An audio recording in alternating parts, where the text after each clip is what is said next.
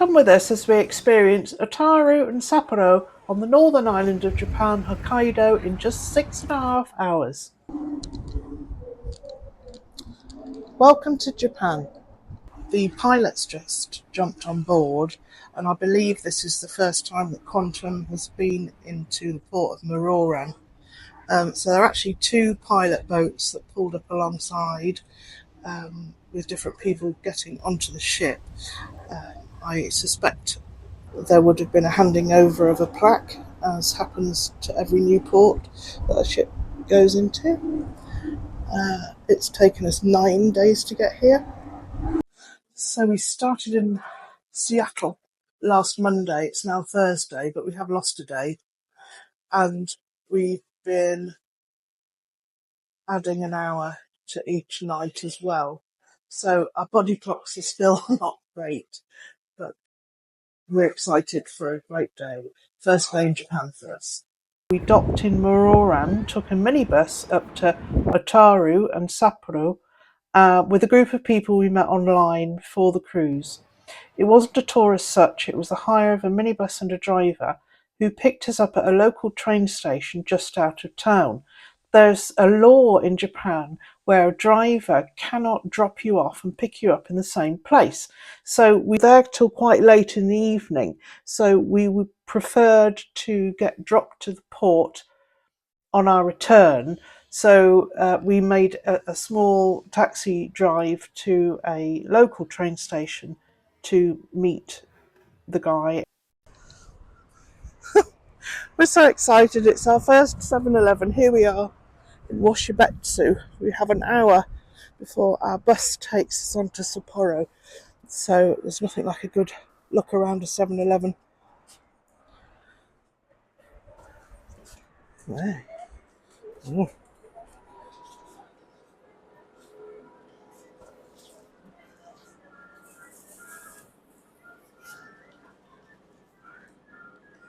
Oh gosh. Snacks.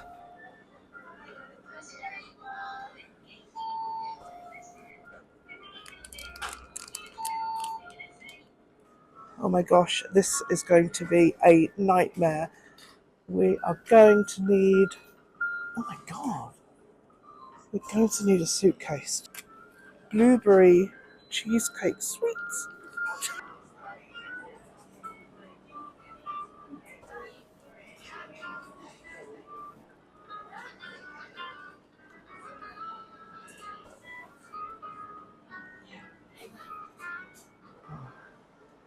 Need to get a cold, feel like a cold iced coffee.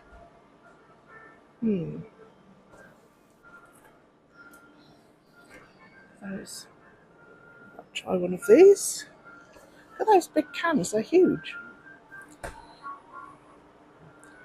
So we settled into our 2-hour drive up to Otaru, which is just west of Sapporo. We did go along the canal, which has been redeveloped and made into restaurants and shops. The atmosphere was just wonderful. We did go into one of them and we were quite excited, and we sat down and had a look at the menu, but she gave us an English menu, and we didn't want that. We wanted to experience Japanese food, so we quickly scooted out of there and made our way down to the traditional shopping street, Sakaimachi Hondori Street. I'm probably saying that wrong, apologies. It's another busy area with souvenir novelty shops, plenty to eat and drink. Again, we tried another place that I'd spotted on Google Maps beforehand. When we got in there, they decided they weren't serving lunch that day.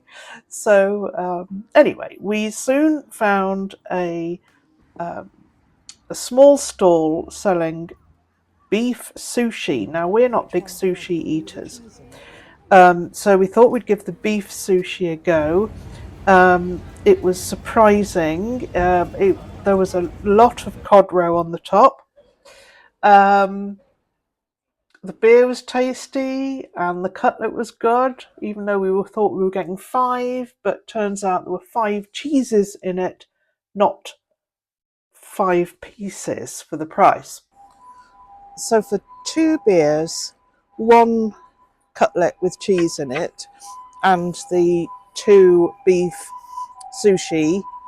Well, they weren't really sushi because they were kind of flash cooked, with the salmon roe on top, was 2,969 yen, which works out to about £15. So before we met up with the minibus again, we quickly ran over to a Family Mart. Yes, I had identified the Family Mart before coming to the town, to get the famous FamiChicki cutlet, as popularised by Chris Broad, who's a prolific YouTuber who lives in Tokyo now. If you haven't heard of him and you want to know anything Japan, go and look him up as well. Oh, those look good too, don't they?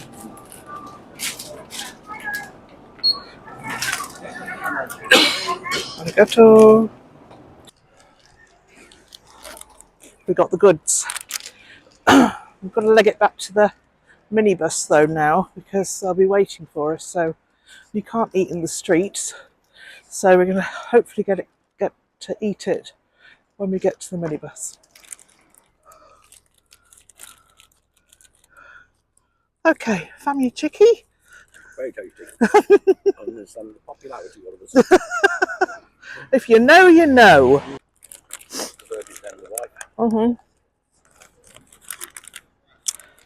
Thanks, Chris Broad. So we spent a good couple of hours here wandering around some of the shops and taking in the atmosphere. It was quite busy with tourists, but as our first time in Japan, it was a good place to get used to how overwhelming it can be at sometimes. That's not to put anybody off, of course. There are plenty of places to find peace and quiet. Cheers. So onwards to Sapporo. Our first stop in Sapporo was at the brewery and the museum, which is free to enter. You can book a guide to go round with you, but you don't need to. All the exhibits are written with English as well as Japanese, so you can make your own way around that. So you can read all about how the beer is produced and the history of it, which dates back to 1876. It was very interesting to see the artwork for the bottle labels and also the advertising for posters. Look how women were used to advertise the beer. They probably didn't even drink any of it. And so to the tasting hall, where you form a small line and then choose the beer and snacks that you would like on a machine. There's a local person there to help you. You can use cash and card, and then you go over to the counter and wait for your order to be prepared. Jim had the 3 different beers for tasting, and it was 1,000 yen, and I had an original beer for 400.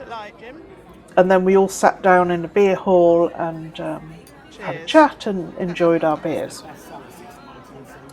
After that, we jumped into a taxi with Australian friends and were dropped off at the Sapporo TV tower. That's quite iconic with the city. Whenever people talk about it, you tend to see this. It was also used as the beginning of one of the Race Across the Worlds a few years back. The city just started lighting up, and that was when it hit us really that, wow, this is just incredible. From there, we wandered up the Tanukikoji, which is a famous shopping street. The lights lit up. It was just incredible. We were getting a real taster of what we were going to experience in Tokyo, and we all knew it, and we were all so excited. We couldn't resist having a look in the puppy and kitten stall. I'm still in 2 minds whether I think this is correct, but it was very clean and they appeared to be well looked after, and there were some people in here having cuddles to see if they'd found their forever friend, and it was, they were just adorable to see. A quick tip: if you're in a big city and you need facilities, obviously you can always rely on a McDonald's. We didn't just go in there and use the loo, we did grab a quick bite. And that might sound horrendous to anybody. Why would you go to McDonald's? But hear me out. They had a teriyaki burger and a samurai burger, and they just needed to be tried. And then, even more predictably, I mean, we went into an Irish bar. Of course we did. And we were just glad of a sit down, to be fair, and a drink. We actually ended up talking to two Irish guys. One was from the north and one was from the Republic. So if I may, let me now take the opportunity to invite you to subscribe to the channel, to follow our adventures and pick up any useful hints and tips that we may have on our journeys. And if you like this video, that would be amazing too. We then cut across Otaru Park to make our way to the station, which is where we were getting picked up.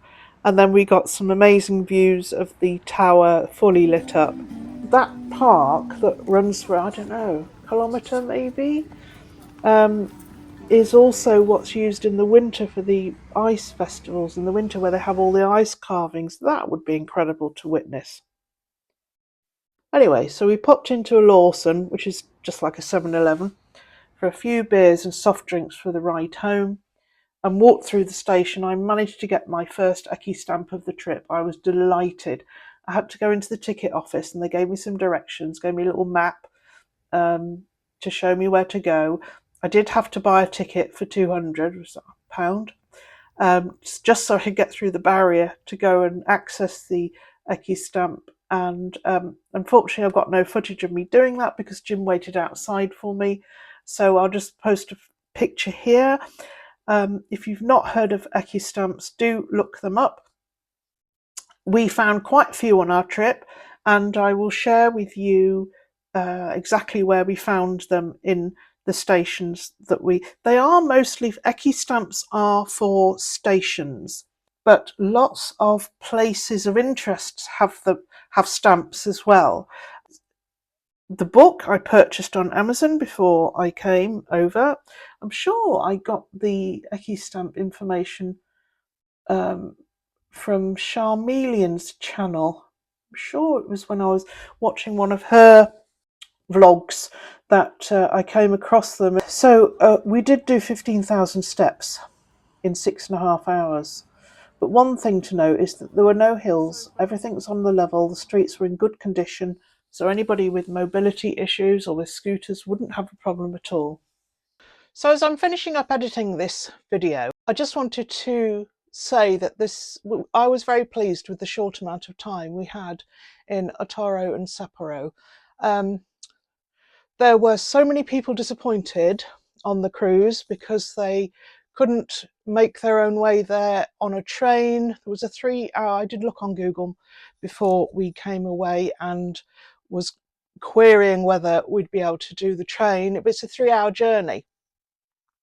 Now, that would be fine because the ship was supposed to be in port in Muroran from 7 till midnight, which is unheard of for time staying in port. So it would have been doable.